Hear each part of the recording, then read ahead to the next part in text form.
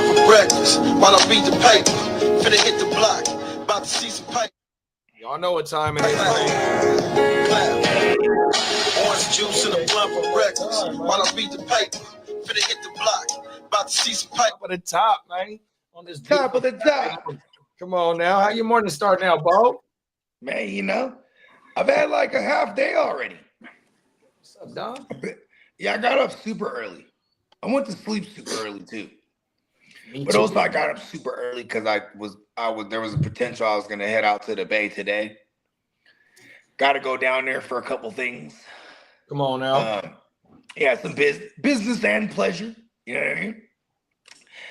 So my daughter wants to do a Friendsgiving with her friends. It could be, we can make it happen. You know what I mean? But yeah, it looks like I'm gonna be dipping out tomorrow. I'm actually I'm gonna miss like the first couple hours of the show. Oh, I'll be on it, but I'll be on the road. There you go. Oh my mama, you know we gonna hold that shit down. Oh my mama. Shout out to Baby Bug's Friendsgiving, man, 100%. How your morning starting out, Lee? It's going pretty good. Thank you for asking. How about yours? Everything good. Same thing like Bo. Been up hella early this morning.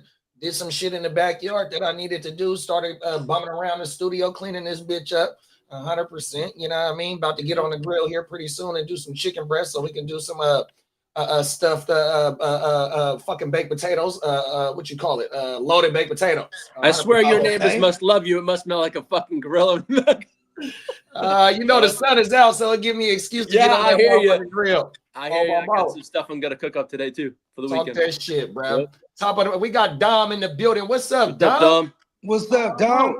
Top of the morning, big bro. Oh, everything. Top of it.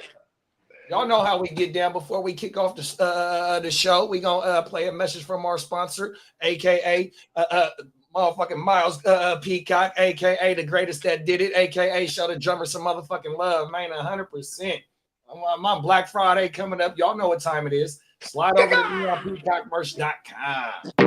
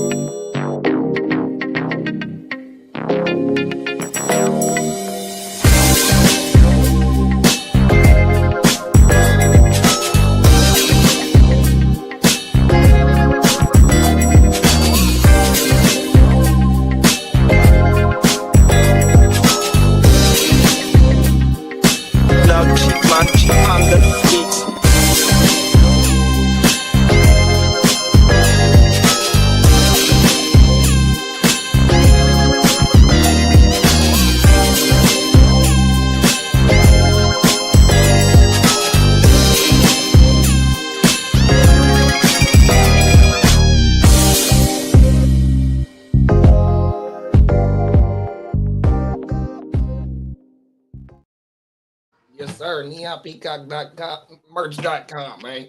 100%. Shout out to the Neon fella, man. Come on now. H-Town, stand the fuck up. Let's go. This first story, speaking of H-Town, we going to the beautiful state where Lee, his second home. We talking about Peacock, born and raised in the beautiful state of Texas. We gonna figure out why they ain't got no casinos here in Dallas, y'all. And this is a proposal from one of the biggest hotel chains in the world. Let's talk about it. Imagine something like this in downtown Dallas. The 1,800-room, 38-acre Marina Bay Sands in Singapore, on the other side of the world. It's a hotel, casino, resort, convention center, and soon-to-be arena.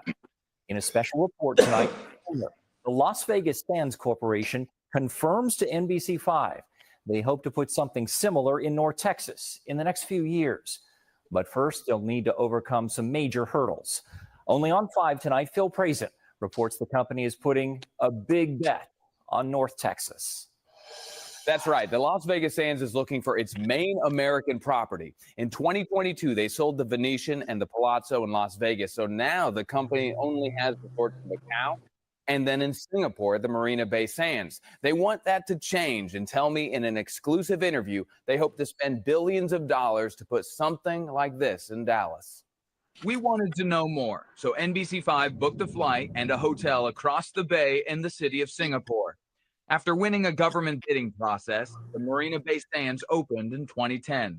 The luxury hotel employs 12,000 people throughout its 55 stories. It has a 6,000-person ballroom, more than 1 million square feet of convention space, 800,000 square feet of shops in an underground mall, 80 different restaurants, a theater, a nightclub, going up to a sky park on the top floor, and its famous rooftop infinity pool. Starting with a $5.6 billion investment to build it, the property last year saw 38 million visitors, according to the company, earning more than $2 billion before taxes, paying for itself in just a few years. So Dallas is the only other place in the world that we think can match Marina Bay Sands in Singapore. It's that simple. We had a wide-ranging interview with Andy Aboud, Senior Vice President for the Las Vegas Sands. This will be a hospitality product really unknown to the United States. There is not this level of facility even in Las Vegas, Nevada. And get So that out people there. need to rethink anything they've ever seen in the borders, what they've seen in the state of Texas, what they've seen in Las Vegas, and think of a whole new level of hospitality and entertainment experience. Somebody will see that this. shit gonna Marina Bay lit Sands out and there say, if they this is get that one of the most well-known hotels in the world. You're overpromising for Texas. Well, I don't think that the people that built the Astrodome in the 60s and 70s in Houston overpromised. I don't think Jerry Jones overpromised when he built the Dallas Cowboys Stadium. Aboud tells me he sees this effort just like those city-shaping projects of the past. Aboud says a Dallas location could be built in 2 or 3 years if the state and local community want it. Possible locations may be south of the river in Trinity Groves, where the county jail is now, the former Texas Stadium site in Irving, the Dallas Maverick Practice Arena in the Design District, or Fair Park. The bigger the footprint, the better, because it gives us opportunity not only to build something really creative without a lot of restrictions, but allows us to give the opportunity for other entrepreneurs to build businesses around us. But all of this hinges on 2 major components. First, the Texas legislature and Texas voters will need to allow for the expansion of gambling in the state to include casinos. Second, they'll need to find a community that wants a project like this. No one chose to live in Irving so that they could live next to a casino. That is where similar plans fell apart earlier in March. The city of Irving approved a Sands-backed rezoning for the site of the former Texas Stadium, but after intense pushback from people living nearby and anti-gambling groups, a city board stripped out the provision to allow the property to become a casino. As our children get older, and ensure that they're able to grow up in a city that they feel safe in, and that doesn't necessarily attract some of the vices that come with the gaming industry. What happened there? How do you think about that? The bottom line is that people exercised the democratic process, which we respected, right? There was a component that in the event that gaming would pass, it could be legalized for gaming. The city of Irving at that time was not ready to do that. And so we respected that position. We can always go back and look at that at another time. Aboud tells me they are undeterred after what happened in Irving. And you may be asking, out of all the locations in the country for a destination casino resort like this, why North Texas? Well, the company recently pulled back their plans in Long Island, New York, fearing internet gaming there will eat into their business. Down in South Florida, the Seminole tribe dominates the market with the Hard Rock Hotel and Casino. On the West Coast, places like San Diego and Los Angeles are just a short drive away from Las Vegas. North Texas, he argues, is in the middle of the country, is expected to grow by millions of people, has major airports to bring people in and out, has a low-tax, low-regulation business environment, and according to Aboud, Texas has a huge underground gambling market they want to legalize and regulate. They feel it's their best opportunity. Texas is today the largest illegal gaming market in America, with no jobs, no revenue, no taxes, no economic benefit, no ancillary benefit, no increased visitation, just a big illegal market. So, Phil, I think some people are probably wondering, does a project here in Texas have to have a casino attached? Why can't they do the hotel, resort, convention center without the gambling? That's a good question. At the end of the day, the Las Vegas Sands is in the gambling business. It's not in just the hotel or convention business. Aboud tells me something like the Marina Bay Sands only works with a casino. The gambling helps pay for all the shops, restaurants, and event spaces. But the political fight over that will move front and center this next year. We're going to explore that later this week. But first, tomorrow morning, we explore how building a project like this is different in Singapore compared to the process here in Dallas. More to come, Brian. Yeah, there was 4 hangups, I can tell you, because I remember when they were trying to vote on that. There was 4 issues. They were talking about traffic and infrastructure was one, right? One was home values. The biggest concern for people was the economic impact it would create jobs and stuff like that. But they were more worried about social issues like the gambling aspects. Yeah, they were worried about the gambling and the crime that can create with the gambling. So that's another thing that was a hang up for people in Irving. That was a big thing. Now, Irving's about 46 minutes from me. Now, in DFW, we can still vote on that guy, but the people in DFW, I know it's back on the ballot next time, but Irving was the one that they have a bit. I'm not saying DFW, Irving to Fort Worth, it's a lot larger. There's a more of a population there. Is that Irving. right? Yeah, it's a little bit. In Irving, yeah, because Irving's next to Dallas, it's a little bigger. But just because it's bigger. I mean, like, because Dallas is a city. It's condensed. So, but it's condensed. But there's really not much. But there's really not much in Irving if you go to see. I mean, there's like but the population. Hold on, he's more population than Irving for real. I could tell you. Hold on. Yeah, and because the reason why I think they're trying to target that area originally is because there's nothing out there. You know what I mean? And they want. We got a little Santa Maria in the building. What's up with it? What it do? We got Brandon in the building. What's up? He's on fire. He's on fire. Yeah, that right there though. At the end of the story, it said, "Well, Brad asked him, well, why they just don't build the convention center and the hotel and all that?" That motherfucker said, "Look, bro, that they little business is not just for motherfucking recreation and shit like that. We are in for the gambling aspect, bro. He said, the house always wins. This is the formula, right? Listen, we finna dump. Look, they broke it down at the beginning of the shit.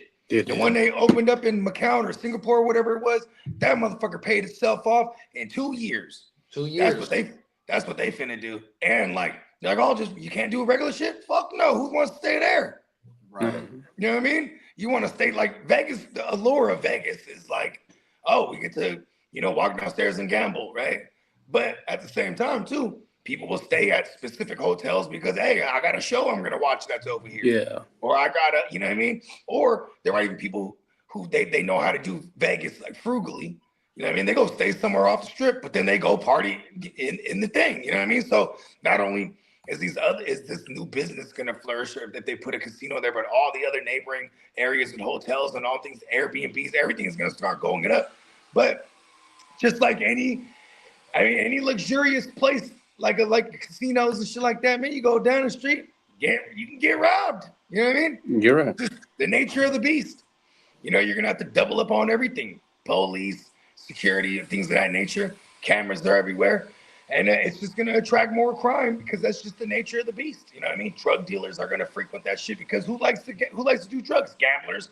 Exactly. What do gamblers do? Drugs. So they can stay. What else they looking for? They looking for the busy bees too. The busy bees. The bees. Oh, it's going to be a whole honeycomb out there. Yeah. The whole honeycomb. It's going to be Operation Honeycomb all of a sudden. You know what I mean? Welcome to Texas. Hey, did you find the population link? Hold on. Yeah. You know what's crazy? While Lee's looking for that, what is everything in Texas? The city population is 256,684. At Irving or Dallas? That's in Irving. Now I can tell you Dallas now. So they're not even a million over there in Irving. Dallas is pretty big. Yeah, Dallas got millions of people living there. That's why I knew that didn't sound correct. I was like, hold on. Dallas is a 1,000,003.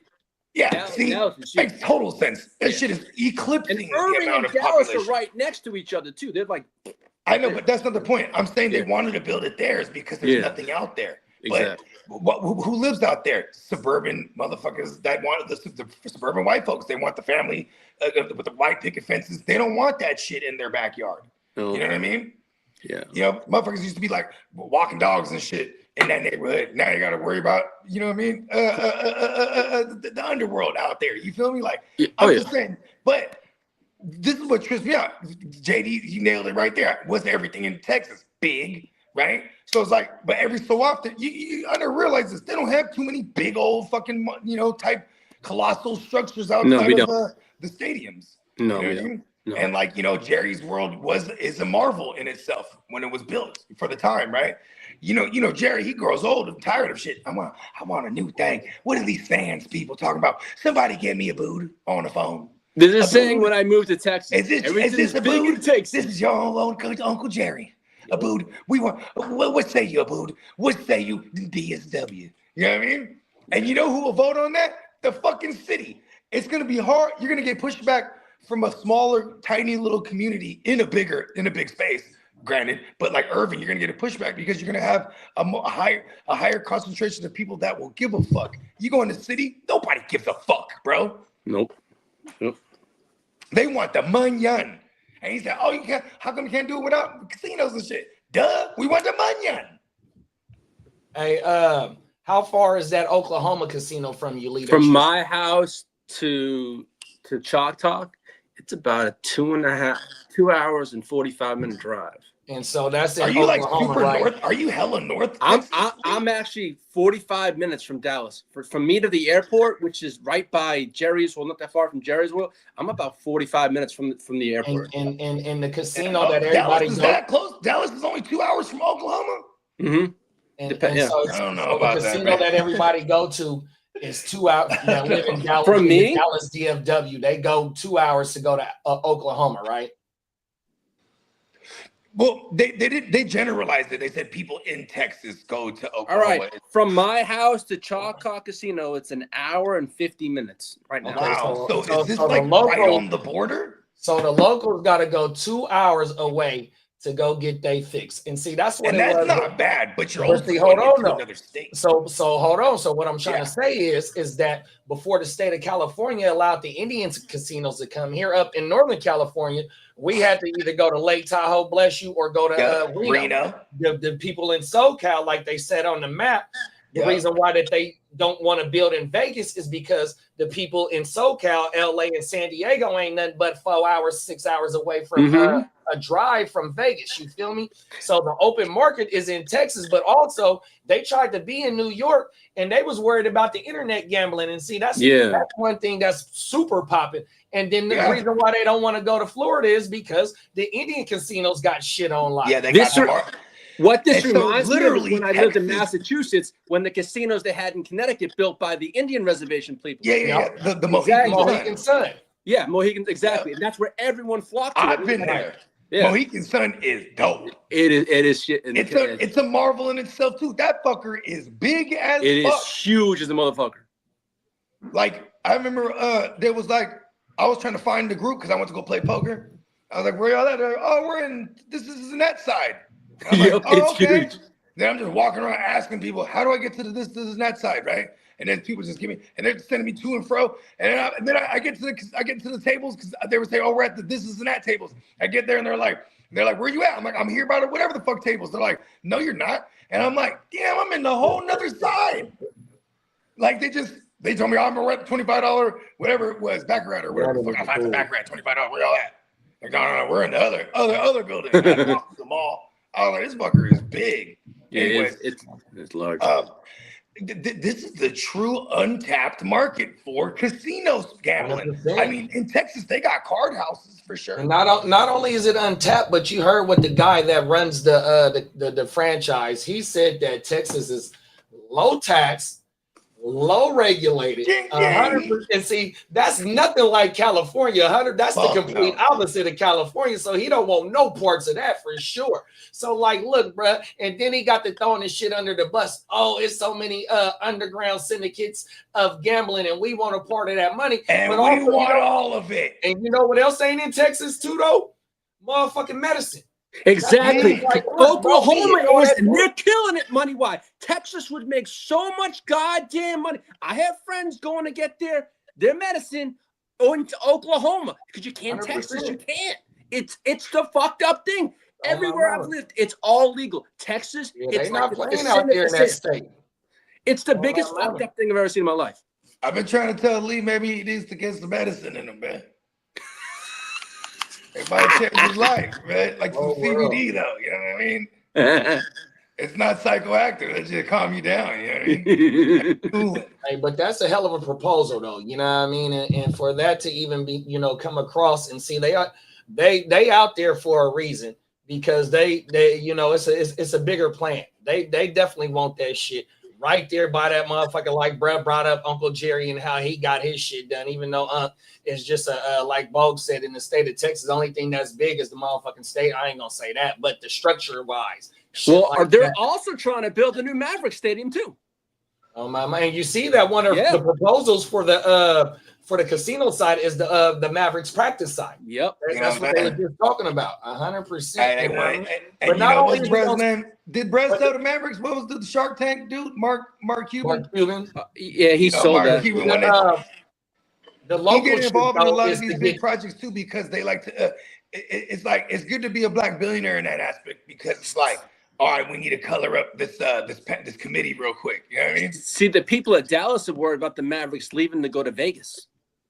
Is that right? Yes, that's why they're trying to build this new stadium, because they're worried, since Vegas wants a new team, right? They're worried about the Mavericks with the ownership all in flux and all that, not knowing about the stadium. They're worried about them moving to Vegas. Oh wow! That's why they're proposing a new stadium. That's crazy. I heard them talk about bringing those. But see, that's local news though. 100%. It might start getting some more steam about. You ain't lying. You ain't lying. Because it's such a big market in Texas, though. That's the thing. Such a big market.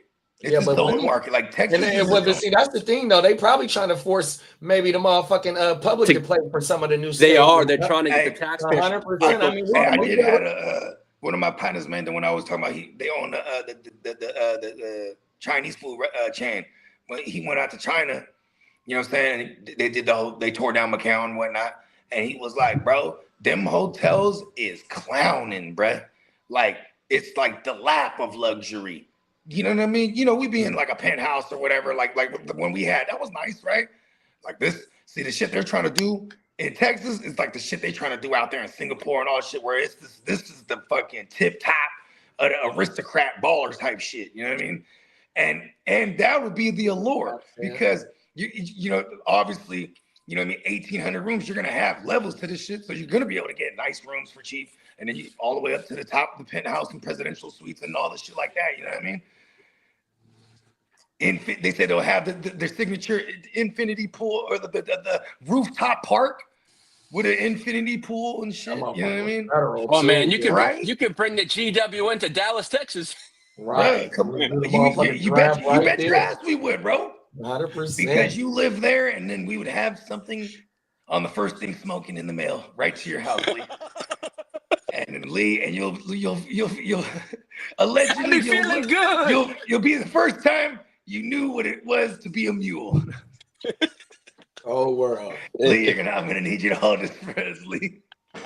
Hey, not only does the local voting is for the proposed site, they have to vote on that, but they still also got to get the whole state in order to vote on gambling. Period. They do. That's a big. I think that would be the easy part. Think so? Because here's the thing: it's like, oh, they already have gambling, but it's like, oh, okay, casino gambling, like that's just hella money for the state, right? So that's why I think that part will be easy. It's picking the community and where. Like I think the and JD, you're the one that actually brought this up. You're like, bro, I think the DSW would be where they're you know what I mean? Where it eventually will be at, because you already have this type of traffic and activity, and you have the sites there that you could, you know what I mean? So it's not, and it's an area that would easily be revamped. You know what I mean? And everyone in that area would want to do it. Imagine all the spots they mentioned, the biggest part I think for that Casadas Casino would be Fair Park. Fair Park. What part of Texas is that? That's just like about 15 to 20 minutes away from Dallas Cowboys Stadium and all that kind of stuff. And that's where Jerry would get involved, because Jerry would, yo, I want that, you know. He probably owns some of that land. See, he probably owns some of that land or something. You never know, bro. Because there's a reason why there's nothing else big built around there yet. You know what I mean? The biggest things that are in Irving are all like these wedding places, you know, like big hotels for weddings and stuff like that, and wedding venues. Like Yeah. other than that, that's all they have in Irving. There's And never that's where the tennis, old stadium football, was too, though. That's where the exactly. old with the roof and the with the cutout roof on Yeah. everything. Yeah. Where they became America's team. That's where that stadium was, is in Irving. Everything. Cap said, top of the morning, Cap. What up, Cap? He said, would you guys give up a 2-for-1 of Waddle and Rico for possibly A-Chain or Kyron? Rico has a bye. For Waddle and Rico to obtain A-Chain or Kyron isn't too bad. It sounds like you're deep at either or of these positions to be able to do the 2-for-1. Probably, and then it would probably be A-Chan, the one that you'd want to target, because That's what on a terrible team, he just eats.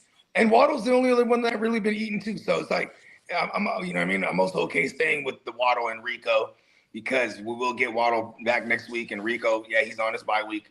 I get that part. But then also, you know, if you look at the Dolphins' schedule, they got the Steelers week 15, week 16, they got the Bengals, and then 17, they got the Buccaneers. So if you're just looking specifically at Waddle, his schedule is pretty awesome, right? Then A-Chan's, his is great until he gets to like the Buccaneers, because then they're a funnel defense. It's harder to run on the Bucs as far as it is, you know, it's easier to pass on him. Not saying that A-Chan won't be worked in the passing game, but I'm just saying these are the type of things, because we got 2 more weeks, 12, 13, 14, 3 more weeks until the playoffs start. So rest of season schedule, you know, because we intend on getting to the dance. You know what I mean? That's these are things that we can consider. And Bruce, it sounds like he in win now mode, right? I mean, Yeah. he needs every win right now, and that's probably why he's thinking about this trade as well.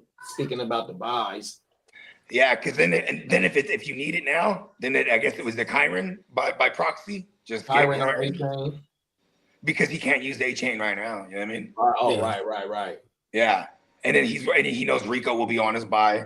Did Panthers already have their bye, or are theirs coming up?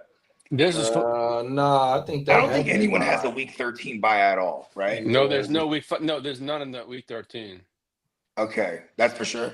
Yeah, I'm just guessing there, because I know one of these weeks doesn't have right it. now. All right, I got it right here. Yeah, week 13 is Week 13 is New nothing. York, Okay. New England.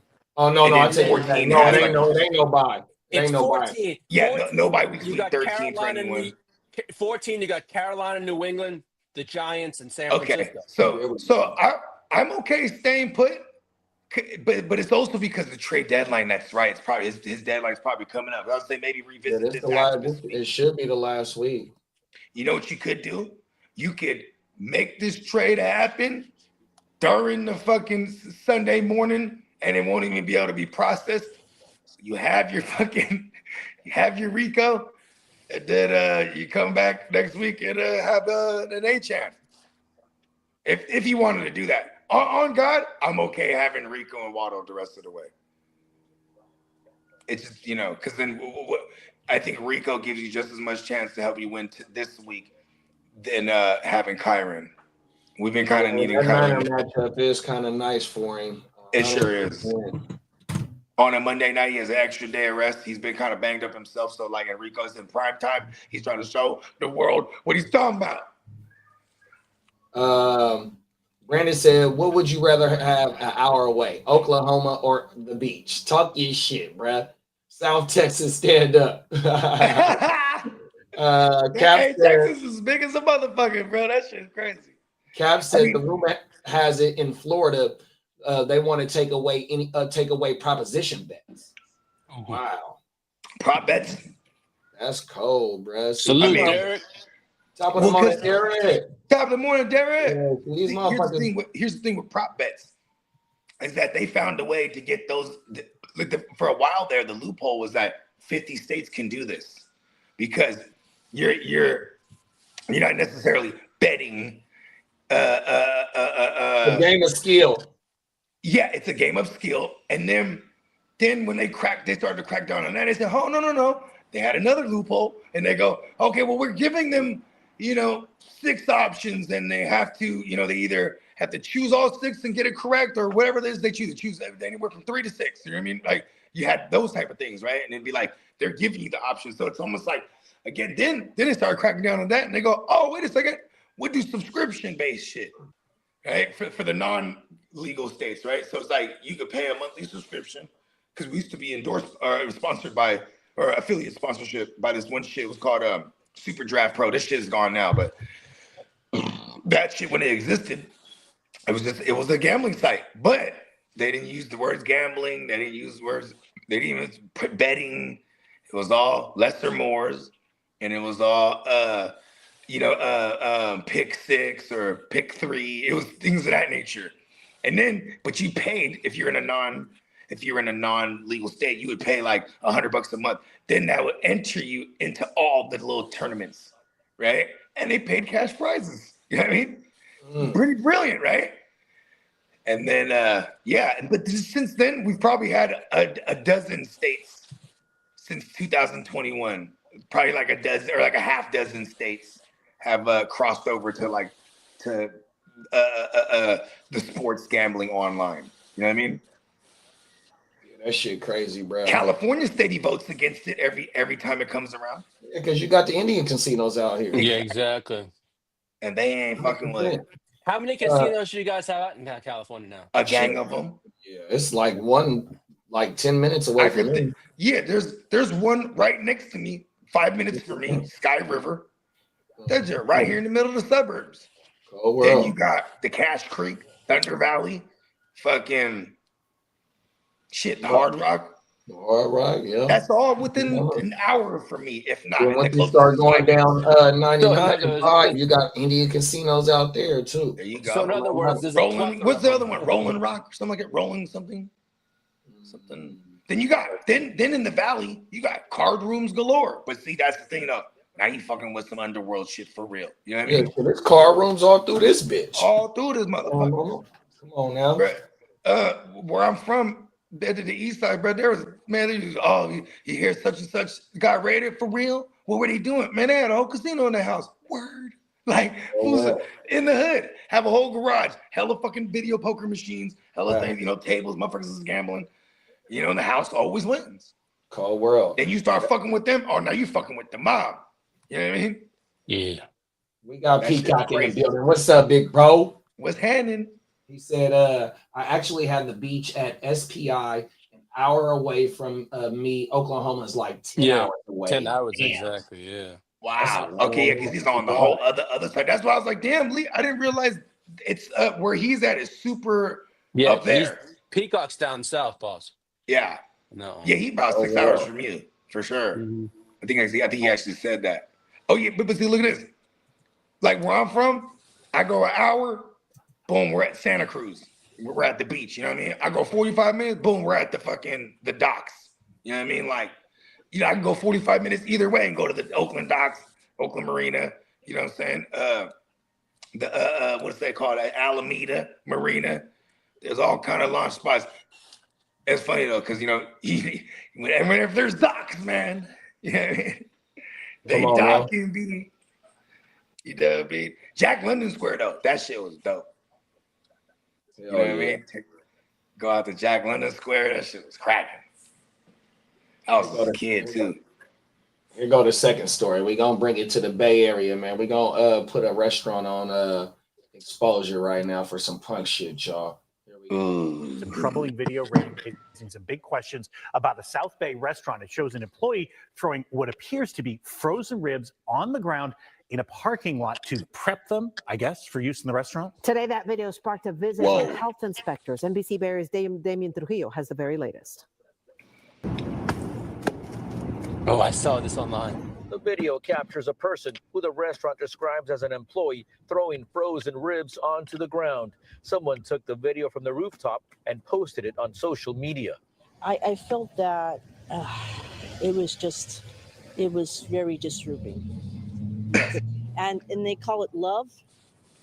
You call it faux love? I said no. Today, county health inspectors arrived at Pho Love to ask questions and ultimately shut down the restaurant, citing both sanitation issues and insect or rodent concerns. The public health department asked us not to show the inspectors' faces for safety reasons. They spent more than 3 hours inside before red tagging the restaurant. Oh, gosh. Totally. And They closed them down for a bit. yeah, and it seemed like a nice place. Pretty bad, pretty sad. The restaurant's owner agreed to talk to us, but not on camera, also fearing retaliation. He told me the employee involved needs to be held accountable for what he says is an isolated incident. He also says he takes full responsibility for what happened.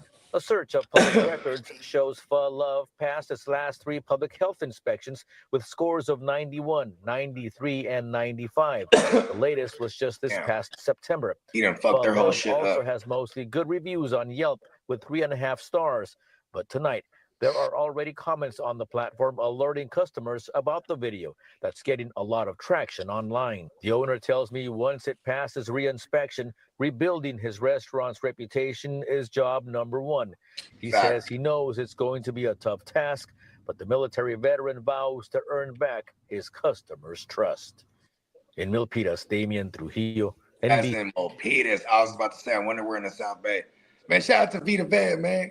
And Bees Up. That's where all the bees is at. Oh, no. It will be this. Anyways, so I'm from the east side of San Jose, so I'm like 15 minutes from there, right? And growing up off, you know what I'm saying? Shout out to Aborn, you know what I mean? Off of Aborn, you got Asian like plazas, you know what I mean? Shout out to all my Asian folks. And they got this supermarket. It's called Maxim, and it's an Asian market. You know what I mean? Like, you know, you go get seafood and all kind of shit. You have them, you know, fry it for you and all kind of shit. Right? This shit goes hard. It's a great store. You know what I mean? And it's not just like Asian stuff. They got like a Filipino aisle, so they got like Islander shit and whatnot. Long story longer, this one shit went viral. It was bruh. He was just unloading the meats and shit, putting them in a shopping cart, just like raw, like straight up. Loading them up, and somebody just filmed him, and he's just pushing it into the back. You know what I mean? And it's like that shit was disgusting to me. This is crazier. This guy's slamming the joint on the ground. This ain't oysters. You know what I mean? Oysters maybe, right? You're like, all right, because it's, you know, covered in rock and oyster shell. You're like, all right, she's hitting on the ground. This is a whole frozen rib. You know, if he wanted to go viral, he should have hung that bitch up and start going at it like Rocky. Just, you know what I mean? Like he got his whole business shut down, and like the way, here's the thing too, is like the way with the society we're living in, like, you know what I'm saying, repairing this shit, like you said, that's gonna be the number 1, repairing the reputation. For example, over here, they opened up, right when I moved here, they opened up a Raising Cane's, right? We're like, oh hell yeah, Raising Cane's. And then there's the viral shit that went around. It was the motherfucking, it was in Raising Cane's was the CC footage. And then fucking a rat just jumps out from the top. And Get the fuck out of here. And it was like, whoa, shut that bitch down to help the shit, because that shit went viral. Help motherfuckers going in there. Woo, woo. But 3 weeks later, that shit opened. And because it's Raising Cane's, that motherfucker just went on like clockwork. And the line was fucking 30-minute waits. And no one gave a fuck after that. But this is different when you're like a standalone restaurant. This is not a chain. Right. You know what I mean? When you go down to South Bay, that's what you're gonna see everywhere. Taqueria, noodle house. You know what I mean? And so, like, you know, when this thing goes trending in the wrong way, bro, it's all bad for bro. I feel hella bad for the dude, because I believe it was an isolated incident. You know what I mean? Because look at their fucking shit. Look at their scores prior to that. You know what I mean? Yeah, it sucks. Fuzz so good too, and like no one will eat there again. I wouldn't. No, hell no. And that my thing is like, bruh, that was doing the unthawing or whatever you want to call it. You know what I mean? Bruh was late for work, or somebody didn't prep, because like if you trying to cook that shit today and it's that frozen, that shit ain't gonna be ready for a while. You feel me? Somebody was late to work. If you're gonna cut through frozen shit, you have proper tools. If you're gonna cut through frozen shit, you know, Come you have on the now. salt, the little yeah, like you're a real butcher. Oh my man. Yeah. That motherfucker. You know what he was said? He late said, to work, listen, bro. I bet you the part that they didn't see was when he was out there smoking a cigarette too. He's like, hold on, I got an idea. Yeah, you do everything with a cigarette in the mouth too. Yeah.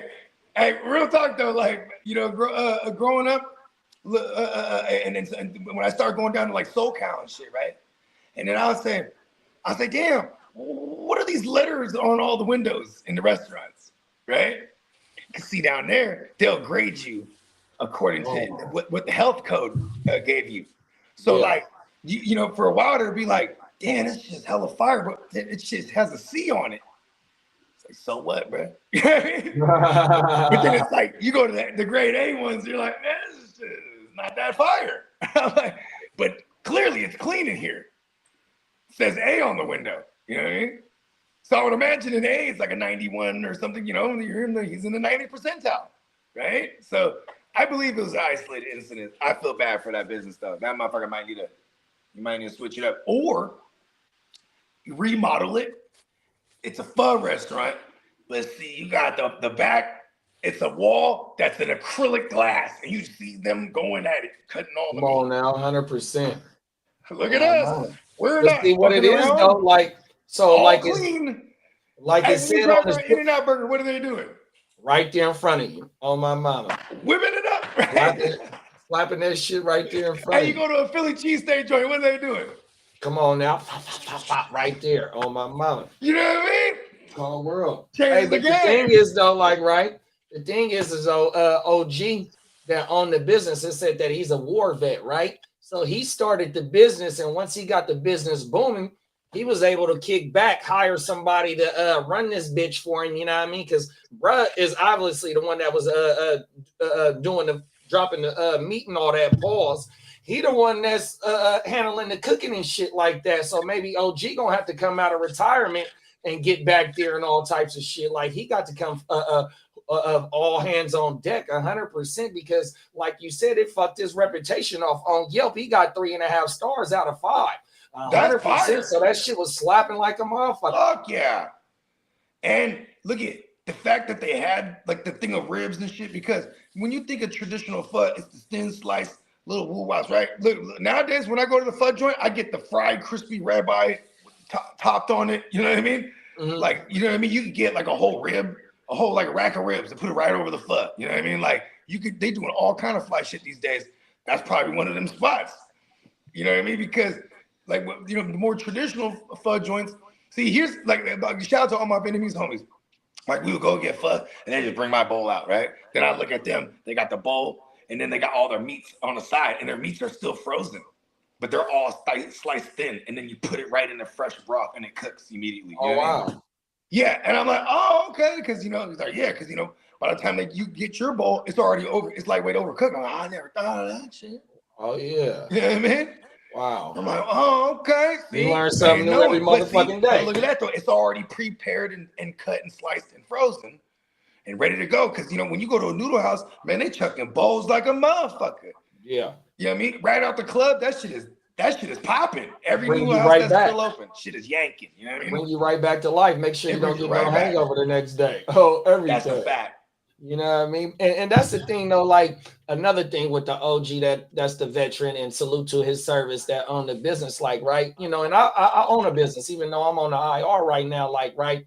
It's hard because like when you got a certain work ethic, you feel like can't nobody get the job done like you, right? But when you being a business owner at some point in time, you do want to be able to kick your feet up and allow another motherfucker to go ahead and put the work in while you know what I mean. Hey, that's why you always tell your pops. That's why you always told your pops, I was the best Christmas gift you ever got, because not only was you the son, right?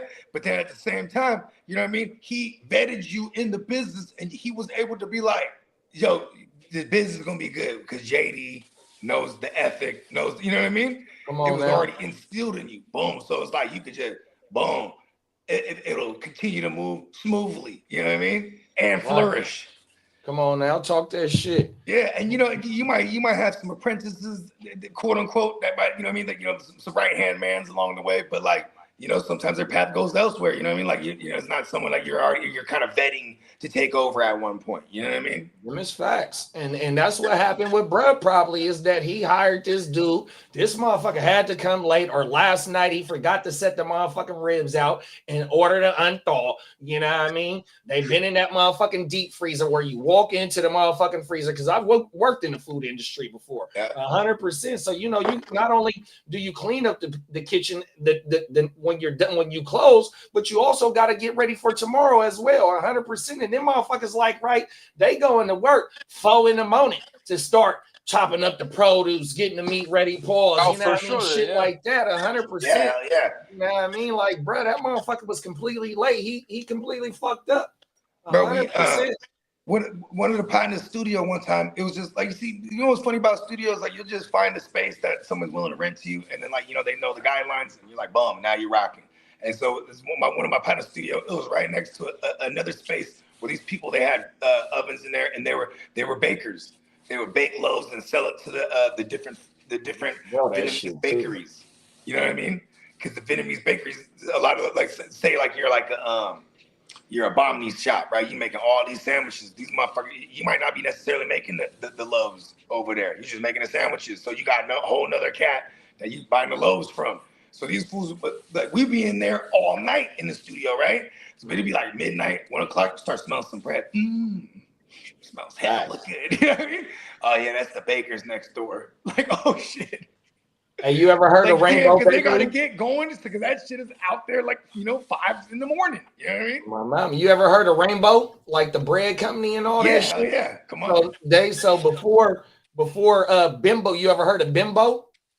Bimbo, the bread company, they make all I types knew a of couple shit. Bimbos. So before Bimbo brought it, it was Rainbow. So one of their main quarters is in my community, on my block, on my mama, 100%. And like how he was saying, you smell that shit when they making that shit, bro. We'd be up late night, bro. You smell that shit on my mama, bro, all through the motherfucking air. 100%. Facts. Yeah, that food industry is something else, bro. You got to be a fucking one, dog. Peacock said, I was out there on the pier eating clam chowder out of a bread bowl in SF with them seals right out the window view on my mama. That bread bowl and that clam chowder go crazy, dog. 100%. What the fuck? I know, right? Everything. Real talk. Derek said, that is wild. My man breaking the meat apart on the ground is wild. He might as well just been trying to suplex that shit and all types of wrestling moves with that motherfucking meat. Pause, because them motherfuckers are some big slabs of ribs on everything. Eating a restaurant too? Oh yeah. Cold world. Cap said that's not gourmet, not at all. Them is facts.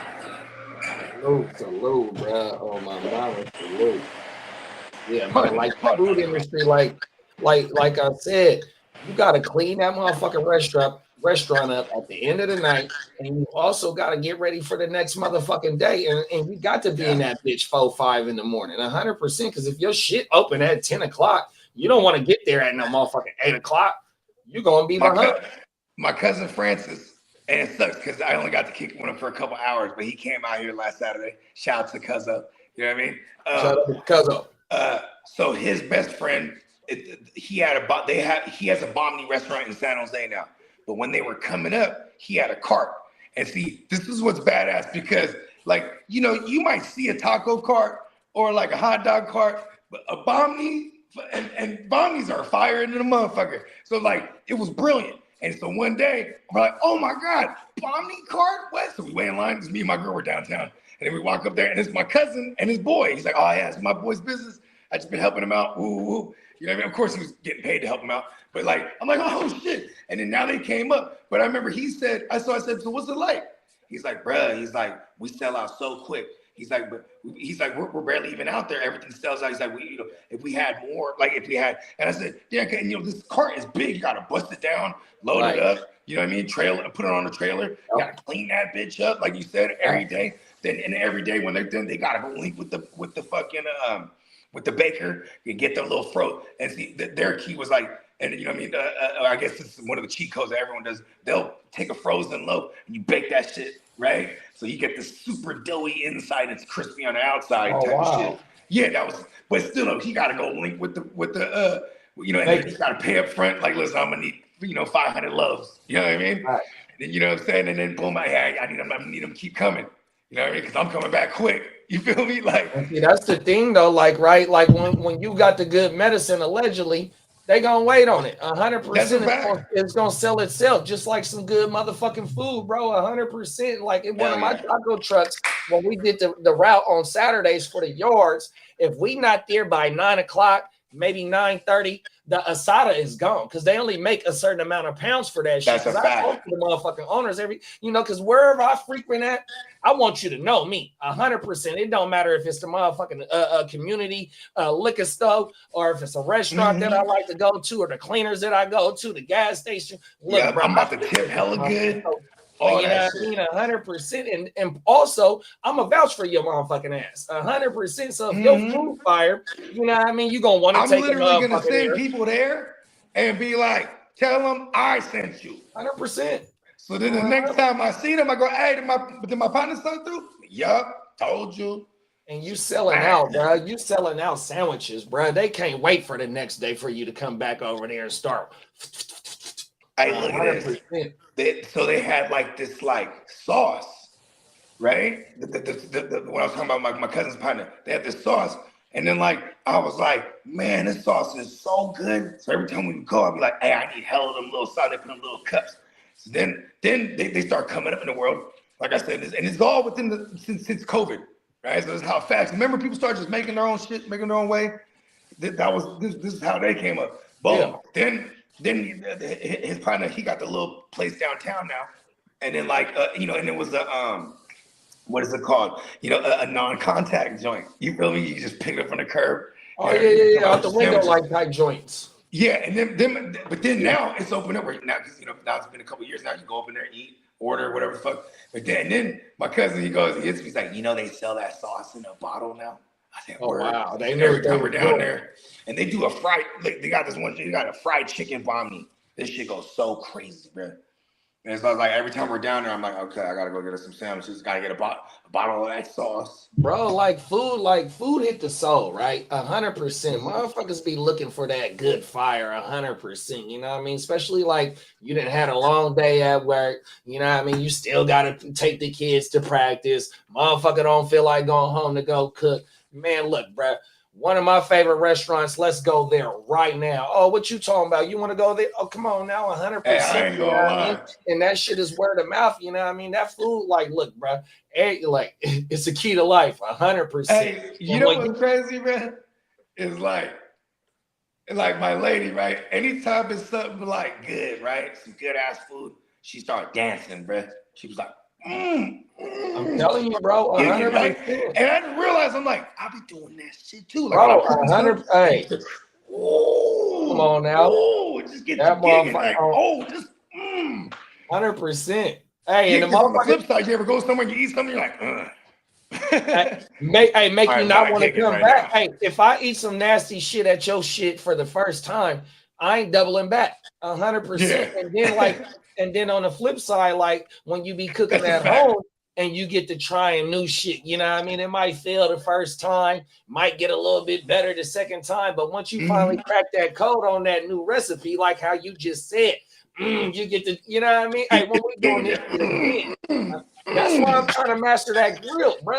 Even though it's cold as shit outside right now, bro, I'm finna fire that motherfucker. You be doing like, you got one of them, the little meat attempting wops?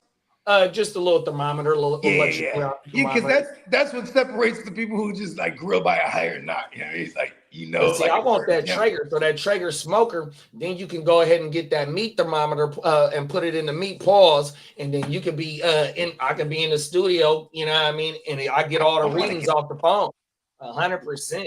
That Traeger smoker is something nice, bro. I want one. Even when Dennis, he be doing his signature smoked chili. I'm like, yeah, I want to make smoked. I was telling wifey about that. She said she want the recipe. I'm glad you reminded me. Yeah, I want to do smoked chili. I told her about that. She said, yeah, she want to do that.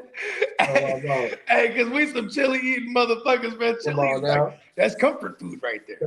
There it is, there, bro. 100%. Yeah. And now OG got to rebuild his reputation that after he done got up out the service and used his retirement money to build this motherfucking business up. And here it is now. This punk motherfucking undid some stupid shit because he late to work or just completely fried. You know what I mean? Yeah. Oh, well. I bet you it's both. He's completely fried, so he's late. And then he does Here it is there. fried One ass plus shit. one is two right here, the situation. You know on what I my mean? mouth. Hey, and you know, and another thing I will say about pho in general too, because man, that's another one of those two. I growing up in San Jose, pho is that's comfort food to me too. It's like when it's cold and you're like, ooh, let's get some pho. Like, you know what I mean? Like pho goes so crazy. I mean, You know what I mean? damn near in all cultures, they got some type shit like that. You know what Yeah. I mean? 100% to where it's that comfort food, that soup-like type shit. Oh my mama. Mhm. You know what I mean? They got the Latin homies got the motherfucking what's that shit called? Oh, they was just talking about it the other day. Where it got like the celery and the menudo. meat. They got menudo. Yeah, they got 100%. menudo. Yeah. I never had menudo. We got They got gumbo. what's the other one with the chocolate in it, bruh? Mole. I had mole. I had chicken mole before. So my supervisor, Yeah, the mole goes my crazy. supervisor, his in-laws is half Latin, 100%. So I've been over there. Candlestick be making the soup. He be making this soup and it got like the different kind of beans in it, and with the different veggies in it, but you know, we having the celery and whatnot. That shit hella good, but it's like a tomato-based soup. Yeah, But he said, I was like, well, what is this called? I don't know. My mom always made it. You know what I mean? But see, that's that thing, right? I had fire ass bean soup with a lot of motherfucking like Cajun sausages and shit like that. Pause. Yeah, that shit fired in a motherfucking dog. Yeah, we was where I was showing I sent that woo wop to my lady, you know, the little gumbo thing. Mm-hmm. Oh, good luck. Yeah, and I was like, man, we have never attempted the gumbo. We're a big jambalaya family. Love gumbo. But see, that's the thing too, is like, I would go to, like, me and her used to go to this place called The Rue. Their gumbo was fire over there. It was like we went to, you know, we were just very specific. This is our gumbo right here, you know what I mean? And I'm like, listen, it's about time, but I gotta see it done first, right? I'm like, all right, Vegas for sure.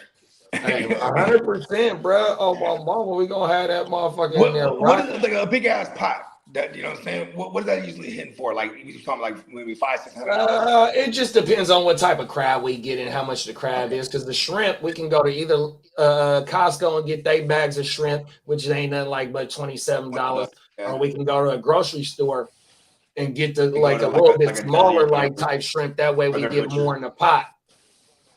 Yeah. See, I don't mind. You know what I'm saying? I'm lazy too, so it's like if they were already de-shelled, like fuck it. But that's the thing too. It's like wifey found something that was all de-shelled and de-veined. It was just slap that shit, you know what I mean? See, that's dope. That's what I'm talking about right there. Facts. Because sometimes I'll cheat code it sometimes and just get the already frozen shrimp. I just throw them out and I just throw them in like 5 minutes before it's done. You know what I mean? But that's another thing that we do too, 100%. Yeah, because it's like, because you know, them motherfuckers will shrink down to a bitch. You know what I mean? And then she also found a cheat code. Instead of having to cut the bell peppers and onions up, she got this little grater that cut all that shit too. Oh, nice. My mama, that cut the prep time down. Then if you got the deep fryer to do the chicken, then that also cut down the time on my mama. All you got to do is just saute the 4 sausages and saute the shrimp. And then, so how long do you usually like do your broth? Like it's like a 45 to an hour with the chicken and the 4 sausages. Pause. Okay, and then you got 15 minutes with the canned crab. So we get the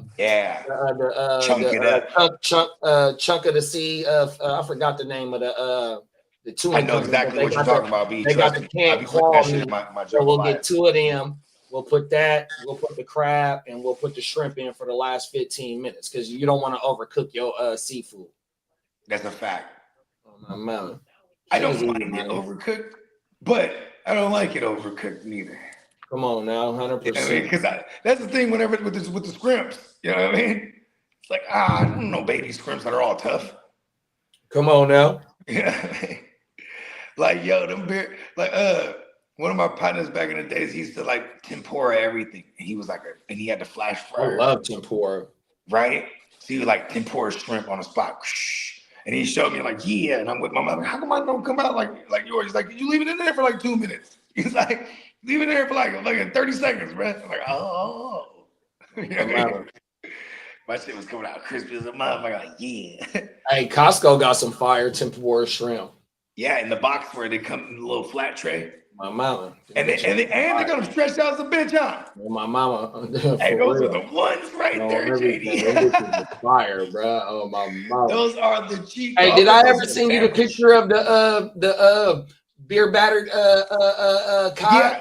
Yeah, hell yeah. Okay. Oh, my mama. I just haven't seen about it that. yet. But you know what? You know what's funny though is I did text my girl randomly earlier. It's like Costco got calzones now. She's like, I know. What? Hold on. How long have you known this? She's like, I told you last week when we went to Costco. You were there. I was like, oh shit. Word. Oh, everything. I got to go in that bitch hungry. On mushrooms, though. I got to go in that bitch hungry and grab one of them off because the last couple of times I ain't even got no glizzy. Pause. 100%. Yeah. I like going in there full because when you go in that bitch hungry and you be seeing the new shit, you be wanting to grab all that bullshit. 100%. I remember when man, like you know what, we got 4 kids, so it's like, you know, many memories where it's like we're walking down to Costco, my girl's hella pregnant. And I'm high as a motherfucker. So we're on the same level, so to speak, as far as like, we will eat everything, motherfucker, right now.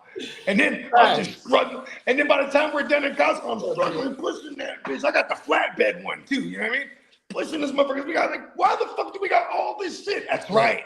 Because we're walking down the aisle like that too. Yeah. Mm-hmm. No one's disagreeing with each other because that's how it works when you do couple. Go fuck around and eat the orange cart instead of the shopping cart. That's what I'm saying. You're gonna eat the yellow one thing. The little flatbed joint. I'm just pushing this motherfucker. Truck. Oh my God. You know what I'm talking about? Yeah. Hey, Costco hit. Cold. Don't go in there with a pregnant woman and you're high. Hey, that's how we're gonna be out there next year in Vegas. We're gonna have to have that yellow card. That's what I'm saying. Hey, look, when we were getting the tri-tips, me and Candlestick, right, we're looking at the tri-tips, and then like, you know, they had the whole room freezer thing. So we're like, fuck it, let's go up in there. And I remember I was on the Molly freezing in that motherfucker. Right? And he's like, which one are we gonna get? Right? And it was like they had these individually wrapped, and then there was 2 ones right here, and this, that, you know, different weights. And like, and then he grabs this big ass chunk one, pause. And he was like, they had like 4 of them in there or whatever. Like, fucking get that one. Yeah. Come on now. Yeah. I got them ribeyes. So we cooked them ribeyes earlier this week, I think it was, or maybe late That's last not bad, huh? 50 bucks for like 8 little slabs. Man, it was 6 of them in that bitch, bro. It was 6. Okay. It was because they usually a certain weight. Like it was total. 6 10. So It was 6 ribeyes in a package, and that motherfucker was like $55, bro. And that motherfucker lasts us two grill sessions. Yeah, me and my lady when we would buy those, boom, immediately put them in the fucking Ziploc food box. 100%. Throw them stack them in the fridge. Because then, you know what I mean? Listen, ribeye is like that's like the only steak I eat. And then you know, we'll do like beef chuck because we cook everything with beef chuck and basically, you know what I mean? I like the New York strips and the T-bones. I'm not mad at the T-bone. The T-bone is gonna slap you over your motherfucking head. Costco don't even got the strips no more for individuals. And my dad always says you gotta grill a T-bone, and I'm like, okay. I need to too. I haven't done one, bro. I don't think. Yeah, my dad always was saying. I'm like, but I grew up. Plenty of times I've seen him make a T-bone on the pan. Come on now. Maybe it's because it's just, you know what I mean, you get a nice little even cook on it, you know what I mean? My mama. I like, so it's a motherfucker that I fuck with on YouTube. He's he calls himself I've been fucking with his shit. The steel pan guy? Steel joint. Yeah. Yes, sir. Oh my mama. He's a cold motherfucker. All stainless. Oh my mama. Facts. And that is crazy because this is why I don't cook with a stainless, because until I watch this dude, I'm like, oh shit, now we need to get a stainless now. Because before, my stainless would be all fucked up because one time I just tried to cook some chicken on it and that motherfucker was just stuck. I was like Chuck. Yeah. Ripping it off. But then even that little sauce thing he be doing, man. Yeah, the fucking fine. The natural fine from the meat, pause. Oh, everything. Hey, bro's a cold motherfucker. Him and his dad. So his dad is a chef too. On everything. They both chefs. And they across the border because you can hear their accent. They Canadian. Oh, my mouth. Oh, okay, word. Yeah, facts. Oh, so that's why they weren't grilling too much. He's like, listen, we cook inside his house. It's like we in the wilderness. Hey, shout out to Ezekiel, man. Shout out to Zeke, man. Zeke says, should I roll with Santos or Morales? That's a kicker question. Yeah, Santos is with Chicago. Who's the other kicker from? Because here's my thing. Morales? I think that's New England's. I'm not sure, bro. I'll find out for hold on. I either just here's my I play in one kicker league, but like for years when I used to play in like where every league had like a kicker in it, what I would do is I would just find the kickers on a Monday night or, kickers that are indoors on a scoring team. That's New England's kicker. So we got New England versus Cincinnati. Is it New England versus Cincinnati? So in other words, you want a kicker that's going to be being used quite often enough, but right. No, them is facts. And the Monday night game is the Niners and the Panthers. Shit, bro. I have Santos in one league. Oh yeah, one of my leagues is a kicker. Oh, I've been rocking with Boswell. Even though I put when the Steelers was on the bye. Boswell, yeah, when the Steelers was on the bye, I kept that motherfucker. So unfortunately, I have Boswell and if Dicker the kicker, and Dicker the kicker's on the bye, so I have Boswell this week. Ain't nothing wrong with it. You got 2 kickers rostered? Yeah, I always do I ain't mad at you. That's how I did it, bro. When Boswell was on the bye week, I forgot week 5 or whatever. I always do it a week in advance. Like I look at the bye weeks and I'm like, oh shit, okay, 100%. Hey, we got to vote the kicker out that league though. That league for sure that I'm talking about. That got to be on the table next year. Fuck that. 100%. My bad, Ezekiel. Fuck, I might just go with New England kicker, bro. Oh, everything.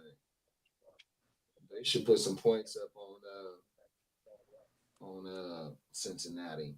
And then Nick said, shout out to Nick, man. He said Chargers going down, down, down. Tell them they not going down, down, down. Nah, I don't know about that one, but you must be smoking some good stuff. Yeah, it ain't gonna be this week for sure. They ain't got to worry about suiting up at all. I mean, what's the weather like for the kickers? That's the other thing I would look at. Oh yeah, that's true too. Yeah, that's why I just like I would just look for indoor kickers, or kickers on a Monday night, Sunday night. I just that's just kind of things I usually do, just because it's just like sometimes they're like last ditch efforts, right? Like, oh shit, I'm down 4 points. Oh shit, I got my kicker on Monday. You know what I mean? Like that's why I usually. All right, for the Chicago game, it's going to be nice and clear. Now for the New England game, it's going to be clear also, but there's going to be a 8-mile-per-hour wind to the northwest. That's fine. Anything over 25 miles an hour is like when you start worrying about things flying through the air, right? Exactly. Where you go, oh no, it's 25-mile-an-hour winds. They're going to run the ball. You know what I mean? Plus, they're one of the worst run defenses anyway. They're just going to give up hella points. That's why I kind of would lean Santos, the Chicago kicker, because it's like they still have red zone woes, but they have no problems moving the ball, but they still have red zone woes, and they end up kicking field goals. That's why I'd say Santos too. Yeah, on that one. Yeah, versus like, hey, look, the guys on a good team's high scoring, but man, they're gonna whoop up that Cincinnati defense, bro. They're gonna whoop them up. Come on now. No Mighty Joe too. Yep, it's a smart move though, but. Yeah, I mean, he's playing. This just tells me that he should be geared up for Thanksgiving, bro. Give me 2 seconds. We'll see Joey B carve up. No, I don't want to say carve up, but we'll see a good game. Hopefully, who they playing on Thanksgiving? Who they playing Thanksgiving? They're playing the Ravens. Ooh. He historically shreds the Ravens too. Exactly, and he gets Jamar Chase back too. Yeah, hopefully. I mean, not hopefully. I mean, I'm saying hopefully for Mighty Joe. Yeah. Like, this is barring any setbacks. I'm pretty sure he's gonna play. I thought there was a more than 50% chance he played tomorrow. I was almost sure about it. I started plugging him in my lineup. Kind of crazy that they're like. I mean, maybe they know New England's pass rush is decent. They're like, let Flacco get destroyed. Flacco too, though. I mean, him not practicing all week doesn't really necessarily scare me. It's more like because he's an old, savvy veteran. You know what I mean? Yep. That's listen, I'm good. I'll go out there and play. Just let me rest. Don't you disturb me while I'm taking a nap. That's what he said. Hey, this last story, bro. Me and Bogey and Slim covered this shit early in the year. Shout out to our dog Slim, man. From a fan's perspective. That's our guy. This woman right here that's on the screen was wrongfully accused of the Baker Act. This story, the first video is the original story we covered it, and then we're gonna go ahead and play the update to what she's talking about, bro. Part 1. A South Florida woman is taking legal action after she says she spent nearly 2 weeks in mental health institutions for no legitimate reason. She claims in a recently filed lawsuit that it was orchestrated by her own mother and others who should have protected her, failed her. NBC6 investigative reporter Amy Viteri has her story. So legally, I can go home. No, you cannot. Why? Because you're being Baker active. Body camera video shows the moments Broward deputies encouraged Demore Hadley to get into this pickup truck with people she says she didn't know. I can't ride with you. You guys take me? You're going to be in handcuffs. The dog's not going to be able to come? I don't want to be in handcuffs. Okay. Demore says they took her to a hospital for a mental health evaluation after this doctor signed paperwork saying she was a risk to herself. What he told me was, we received a call from your family that you tried to OD the night before. A doctor she says she'd never met before. And according to Demore, it's her own mother who's behind it. In this lawsuit, she claims her mother, Desiree Perez, used unlawful means to have Demore falsely detained under Florida's Baker Act and Marchman Act. So she's the CEO of Rock Nation, a company that she owns along with Sean Carter, the famous rapper Jay-Z. The complaint alleges a conspiracy, saying Perez used her money, power, and influence to tear apart Demore and her husband, Javon Hadley, and created an enterprise of individuals to effectuate her plot. To essentially try to separate me from my husband and to falsely accuse him of domestic violence. Perez has repeatedly denied these allegations in court filings. A month before Demore filed her complaint, we found her mother filed her own lawsuit against Demore's husband, Javon. Citing evidence, Perez says he has abused her daughter for years, something the couple has denied in court records. In that lawsuit, Desiree Perez says she moved to Baker Act her daughter, fearing she was at risk of suicide and abusing prescription drugs. I haven't seen anything in my entire 20 years of practicing law that it is so clear that someone did something wrong. Attorney Hilton Napoleon is representing Demore in the lawsuit, which claims Perez harassed the couple for years, including making unfounded claims to get Javon arrested on multiple occasions for battery and domestic violence, charges prosecutors did not pursue.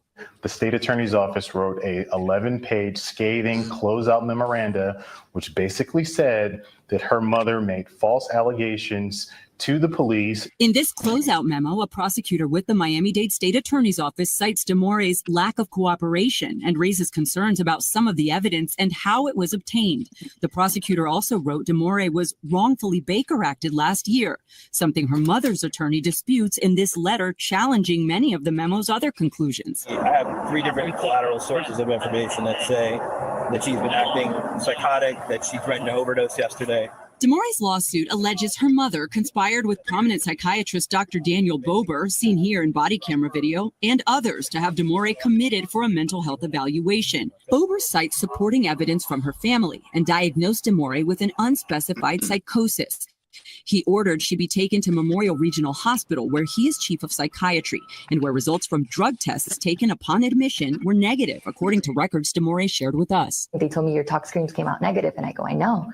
I don't do drugs. In a statement, Dr. Bober's attorney said Demore was placed under the Baker Act for 38 hours due to the potential risk of imminent harm she posed to herself, adding failing to take appropriate action would have been a breach of Dr. Bober's ethical and professional obligations. While Demore was at Memorial, her mother further petitioned to have her transported to a different facility under Florida's Marchman Act, claiming again in court records that Demore suffered from severe drug abuse. A judge granted that petition. They ran the test. They knew that she had no drugs in her system and she was not abusing drugs. And the fact that you can't do anything about it is scary. Demore was sent to this treatment center in Deerfield Beach, where Dr. Bober serves as medical director. Where are the people that are supposed to protect me from this happening? According to her lawsuit, Demore requested a hair follicle test at that facility called Life Skills, which detects drug use for at least the past 3 months, and which showed no drugs had been in Demore. Demore was held at Life Skills until April 8th. She shared discharge paperwork that lists a diagnosis of persistent depressive disorder, which she disputes. No medication was prescribed.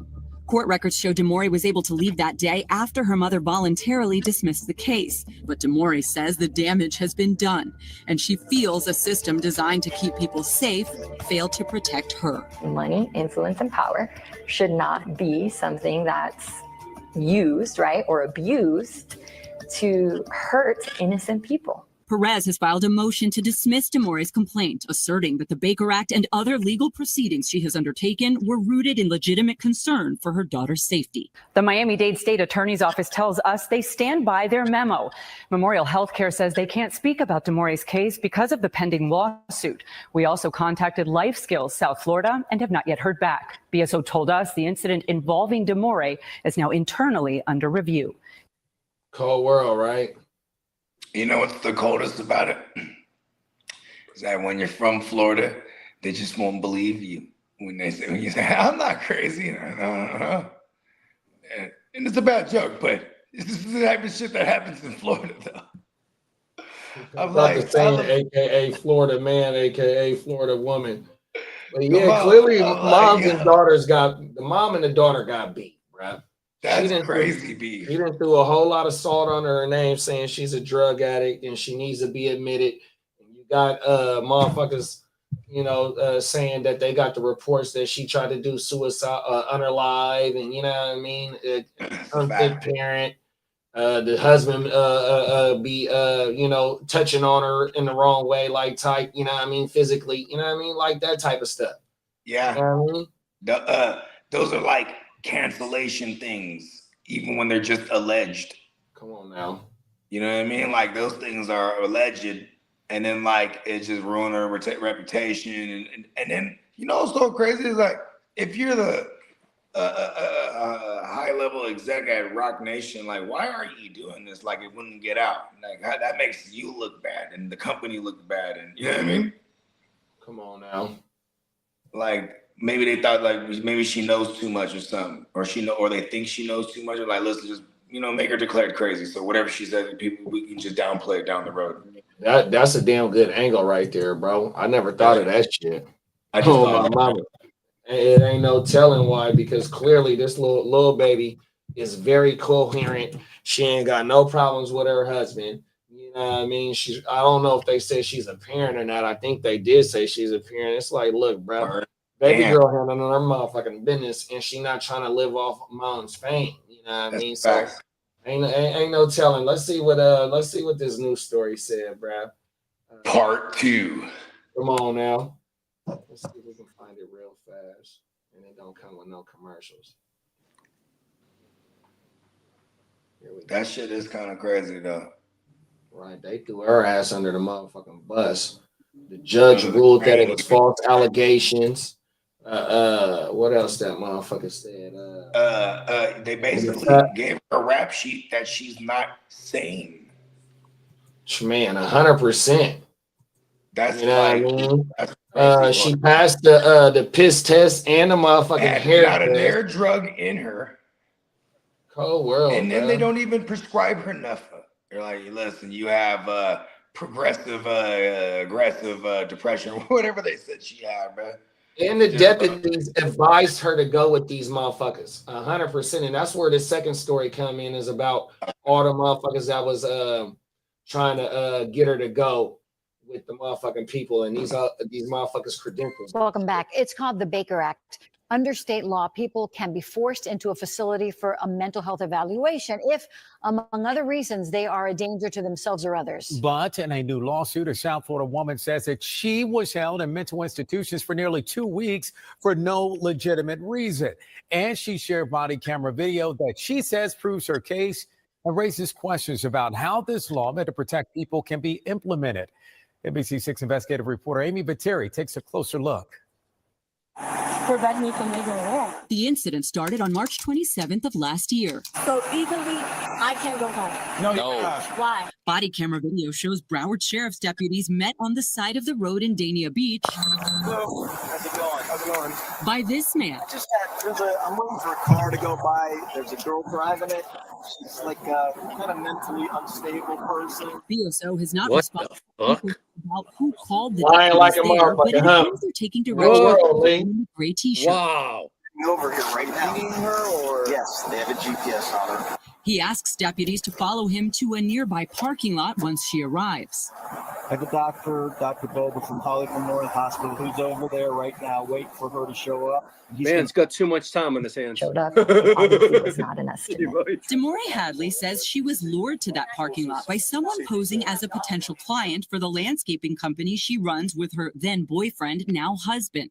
But according to her lawsuit, when she showed up, she was approached by several people, We're gonna take her. including Dr. Daniel Bober, the chief of psychiatry at Memorial Regional Hospital, who also runs a private practice and has been featured as a mental health expert on media outlets, including NBC6. I already knew I had intuition. Something is not right here. Deputies also had questions for those present, at least at first. Who are you guys? So we're a mobile crisis team working with This Dr. Boba from Hollywood Memorial Hospital. Okay. Memorial Healthcare tells You us don't there like is this no shit, huh, mobile Lee? crisis team affiliated the whole with the world. hospital, and Dr. No. Bober did not respond to our inquiry. We found the people seen here, James Fondo and Stephen and Jessica Cady, are actually owners of Sig9, a private security company. The men, both former high-ranking BSO officers, according to their world. bios. Wow. They're The Baker Act, which Dr. Bober was citing, that allows again, a physician to facts. order someone they've examined in the previous 48 hours be held against their will in a mental health facility if they pose a risk to themselves or others. Thank you for And calling the a mental doctor health can ask facility. The law other guy called it a enforcement to mental take them there. institution. He's the only doctor he's ever seen me in my life. A concern Demore raises several times in the video. He's a doctor. He's part of the mobile crisis unit. I've never spoken to him. I don't care. And she also says he never examined her. On the Baker Act paperwork, Dr. Bober certified he did that exam at 5:56 p.m. that day. The same time, video shows them all still in that parking lot.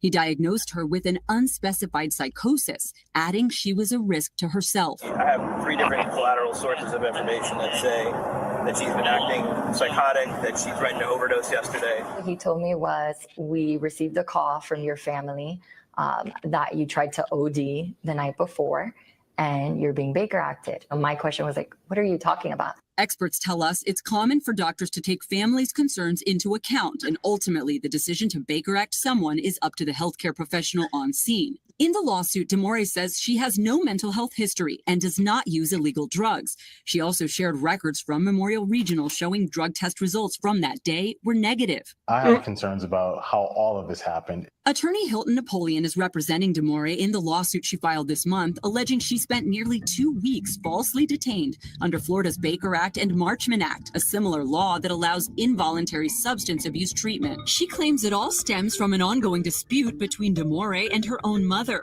who denies the allegations, saying in a motion to dismiss the lawsuit that the family attempted to get help out of concern for her daughter's physical and mental well-being. I've been practicing law for 20 years and I've never seen a case like this before. Demore's lawsuit claims deputies never verified the identity of the individuals on scene and took their word, despite Demore repeatedly voicing concerns. In a statement, Sig9 says they were engaged by a licensed mental health professional to assist with a voluntary transport for psychiatric evaluation to avoid the need for law enforcement intervention. So And I can't drive myself? No, you're gonna have to go with them. Video shows Demore asked to be transported by deputies and was Oh, told this. world, I can't ride with you and you guys take me?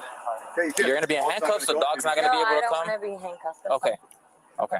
So I'm gonna wait. We're gonna take you to their vehicle. A deputy encourages Demore to get into this truck. You can't just force a woman into a dark gray truck without That's validating kidnapping. or Exactly. verifying the World, story bro. that's being told. A This BSO whole thing is spokesperson bogus says from the the start. incident is now under Bogus as review. shit. I don't think I've ever felt so alone and unseen and unheard in my whole entire life. Memorial Healthcare tells us they can't talk about this case because of the pending lawsuit. No shit. Dr. Bober told us initially he couldn't discuss the case because of privacy restrictions. Then DeMore provided a release allowing him to speak with us, but so far we have not heard back. In a statement, Sig9 denied the allegations, adding, I hope she our takes role him was for every limited, fucking penny they lawful, got. and conducted in good faith under the direction of a licensed physician.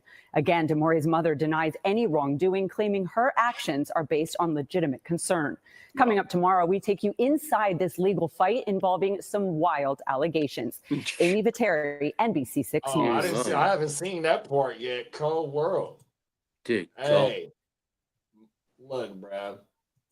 The motherfucking police encouraged the baby girl to go with a private security firm. I forgot the name of the private security firm, but them motherfuckers is high-level elite security firms, bro, to get her to go to a motherfucking mental facility. You know what I mean? This is for your good. You know, those are the type of high-level security things that the agencies that you hire when you need to get a job taken care of. You know what I mean? Bro. Because that is what you call a big ask. Come on right? now. Guess who signed those papers? A doctor. And you know what's crazy? I'm a doctor, right? We're not the hardest to buy off. I'm not gonna lie to you. Hey, You know what I and mean? that motherfucker, he worked for one of the main hospitals out there, the doctor. Sure does. Which also he has his own practice as well. That's why she said that we asked Memorial for a statement and they wouldn't give it to us, but baby girl gave us permission for them to release the info, and they still don't want to do it. Cold world, You bro. have permission now. Now you have no out. And that's the thing, is they're just gonna say, well, I can't discuss an ongoing case. That's what they'll say again. It'll just continue to be, even though they have the permission, because it could be another, because he was trying to hide behind doctor-patient confidentiality. Nope, not when she gives you the permission. And the doctor is certified. He got all the credentials, bro. They call that a HIPAA violation. Is that right? If I remember correctly, yeah, that's when you like share information on a patient or other physicians or anyone. That's just it's the name of breaking the code when you're sharing confidential information from a patient and or a doctor, nurse, etc. You know what I mean? And she had to go sit for 2 weeks to prove her motherfucking innocence, to prove her sanity. That's just messed up. Yeah, and see, that's the thing too, is because, okay, so 2 weeks, that's because I think when in the beginning of the thing, they said, in danger to herself and others, right? So that's 5150. That's the exact code, right? When you get hit with that code, they bring you to, and this is why I didn't like Bruh in the beginning. He annoyed me because we got to be, on a fucking a news station, this motherfucker says mental institution. They call them mental health facilities. You know what I mean? Come on now. It's like, because, mental institution before that, it was like loony bins. You know what I mean? Like First it's a 72-hour hold, then it's the 5150, correct? Yeah, but 5150, isn't that 2 weeks? That's what I was getting at, because when they classified her as a danger to herself and others, that's 5150. I know any kind of psychosis breakdown is like a 72-hour hold and evaluation or whatever, but I think 51, when you're declared 5150, I think that's 2 weeks. Whoa. I don't know. Maybe it depends on. Okay, maybe it depends. 5150 means a person being involuntarily detained for 72 hours psychiatric hold. Okay, so 72 hours is the minimum, but they held her for 2 weeks. 2 weeks. Yeah, but then somebody had to give the okay to go ahead and keep her for them 2 motherfucking Yeah. weeks. And you know what's crazy about that's that? how the allegations is false. Okay, and here's where it gets crazy, JD, is because the only way, because she's an adult, but the only way the mom can still do that, like a guardian would, is because had her declared 5150. Here are the 3 reasons. Criteria for a 5150 is danger to others, danger to self, or gravely disabled. We already, I was already talking about that. See, and the greatly disabled part could mean mentally, like psychologically. They say in her allegations was she was trying to OD. Yeah. So immediately you're 5150. 50. Bomb. Like that qualifies already. You know what I mean? Yeah. So like, they come through, they'll take you by force. That's why they're literally telling her to make the choice. Like, hey, get in here, because they're paid to take her by force. So at least she volunteered herself there, because they would have snatched her up, bro. When you're declared 5150, like, they will snatch you up. Anything you say right there doesn't matter. Like, you just need to like listen to them, or they're gonna drag you. Like, you know what I mean? But the thing is, the fucking doctor lied though, and that's why they got the lawsuit. Exactly. Not only did the doctor lie, but the police encouraged her to get in this motherfucking car where the allegations was fucked up with this private security. 100%. It's like, oh my. And it's like, how do you get somebody declared something out of thin air?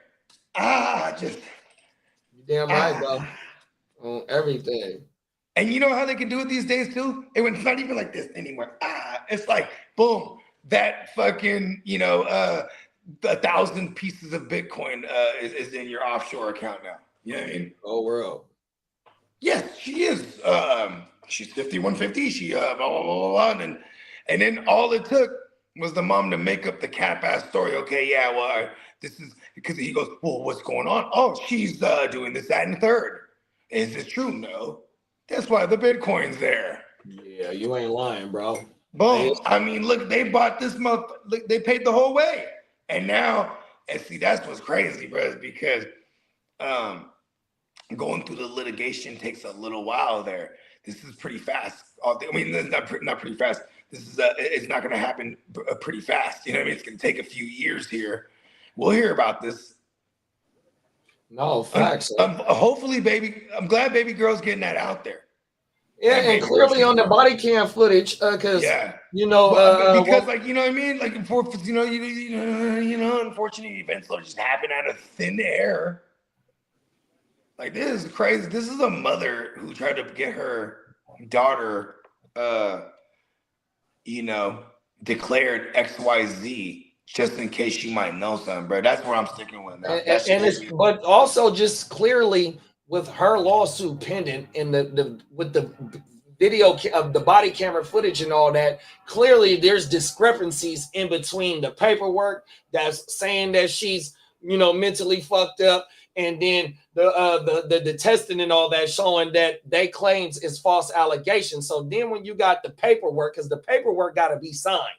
You feel me? So you're signing saying that this is truth allegation. This is everything you're writing is truth, 100%. So not only did you lie after you signing your name and you are a head doctor, 100%, you also got public safety in here encouraging this bullshit without even doing their motherfucking homework, 100%. Hey, look, I am so immature because you just brought me back to my early 20s, because I'm not gonna say her name, and my girl, she knows who she is, because we used to laugh about this all the time. We actually knew a head doctor. Cold world. Because that was the name of old girl, because she was just infamous dome. You know what I mean? Come on now. The head doctor. Come on now. And she was like the Filipino superhead. I don't want to say her name. She's still out there. Shout out to her. 100%. Everybody, she was a legend. Everyone knew about her. I don't know personally. Hey, the legend continues. I don't know personally. Let's just say that. Let's be clear. This is not a legend. I don't know personally. But everyone, the whole world knows. Yeah, this shit with baby girl though. I'm glad she's starting to like how you was just saying. She's starting to get some clearance to her name. You know what I mean? Because that type of shit right there. Not only do it fuck you up mentally, but your reputation, like, oh, they think she's, something wrong with her off. You know what I mean? Shit like that ain't no telling. Her business might have suffered because her and her husband is co-owners of the motherfucking landscape business where they tried to set her up for the job to come here and get picked up. That's another thing. They set her motherfucking ass up to get picked up. Man. Then they start like scrutinizing the pre-existing work. They go, yeah, my grass is kind of like a little bit of, you know what I mean? They started this. You know what? I'm not recommending them no more. Like shit like that'll just fuck a business up. We just did the fuck joint. We're like, you know, something like that'll just fuck some shit up. But unless you're Rock Nation, where you have like power and sway and you know and major pull, it's like you know me. I'm conspiracy theory bogey immediately. I'm like, why would they do that? Like she knows some shit. Bro, this motherfucker is the chief of psychosis at that hospital. Like you said, shit, certain motherfuckers can make shit shake. 100%. You know what I mean? Oh my mama. You know, all alleged. This is all alleged. 100%. Yeah, you know what I mean? You can be like, listen, you can allegedly have all this Bitcoin in your offshore account, and you know, don't trip. And that shit will just go undetected.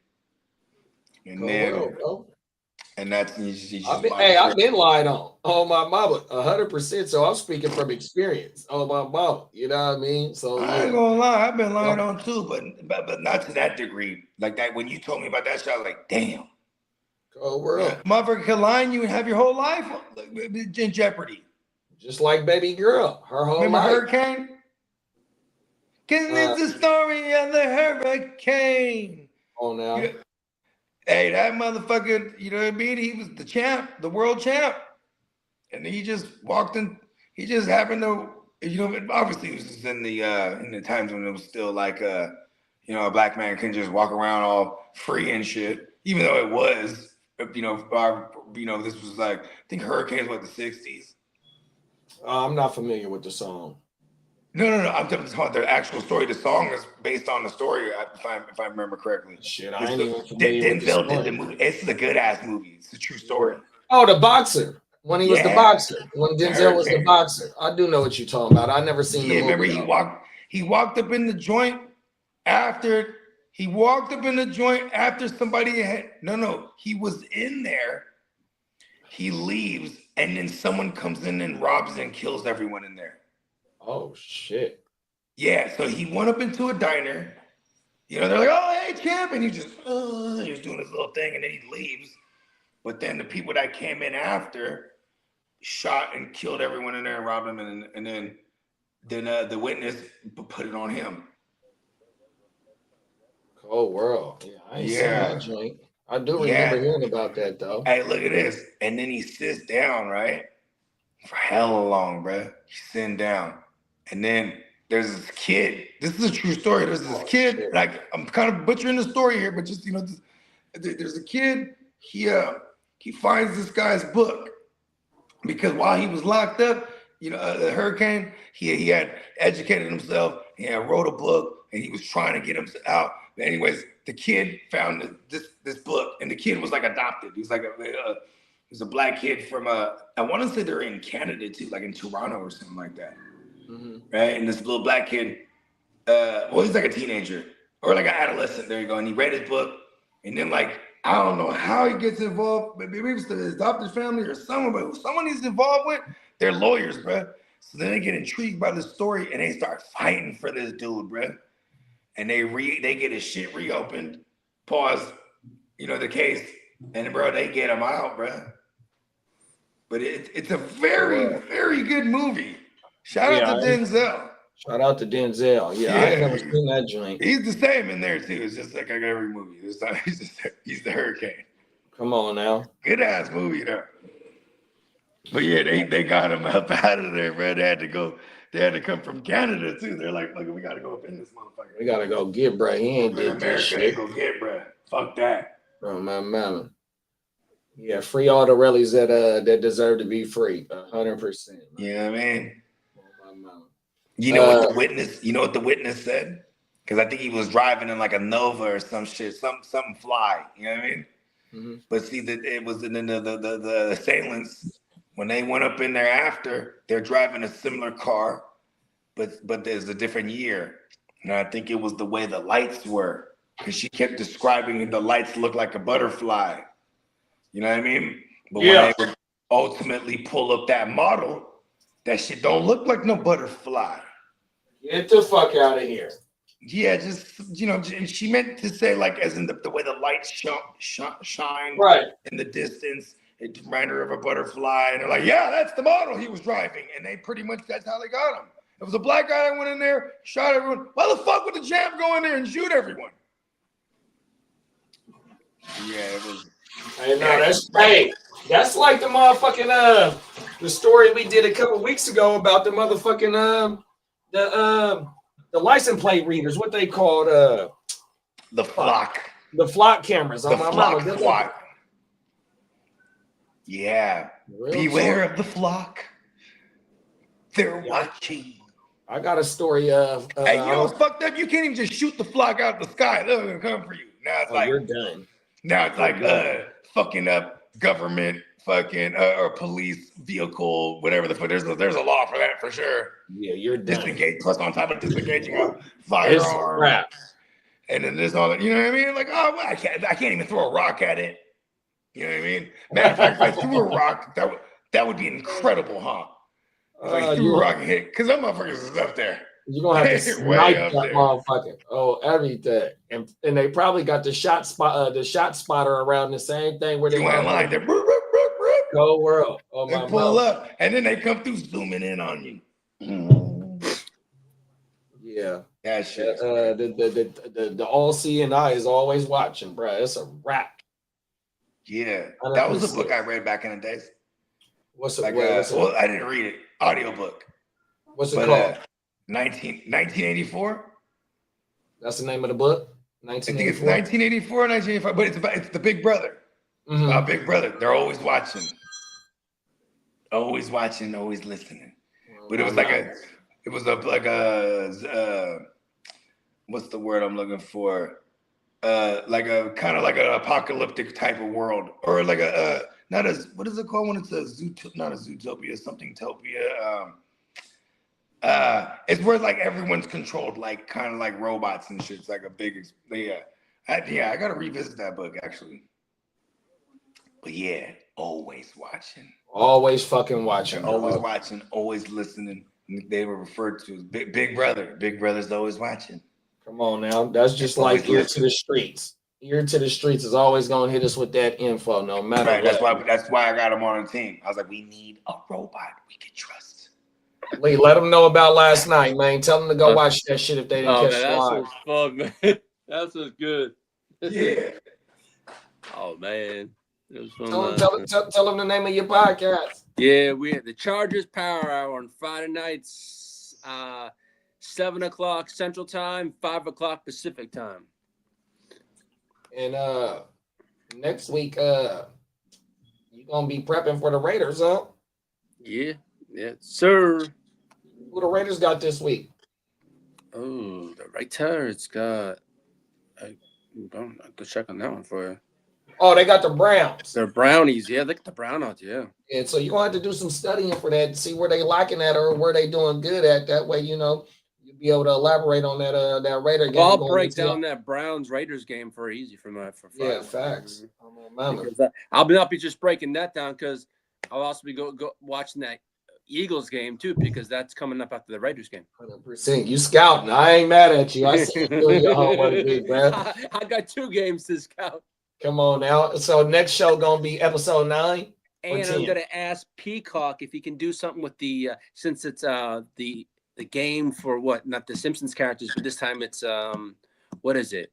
Oh, the Monsters Inc. Yeah, I want to see if he can do something with the Monsters Inc. And that's for the Philly game that y'all got? Yeah, that's for the Philly game, yeah. My mama. Yeah. Let's get it, man. Yeah, and then we'll add the Ignorant Thinkers podcast. Collab. Yeah. 100%. Augie, what we got going in the morning, man? Man, you already know the grit don't quit. We keeping it all Americana. We going to war on American soil exclusively this week. You know what I'm saying? Be sure to tap in. You know what I mean? Because we're gonna be covering the entirety of the Sunday slate. Then coming right back at you for the Playmaker Watch Party for Sunday Night Football. Special guest Carrie Underwood. One of my favorites.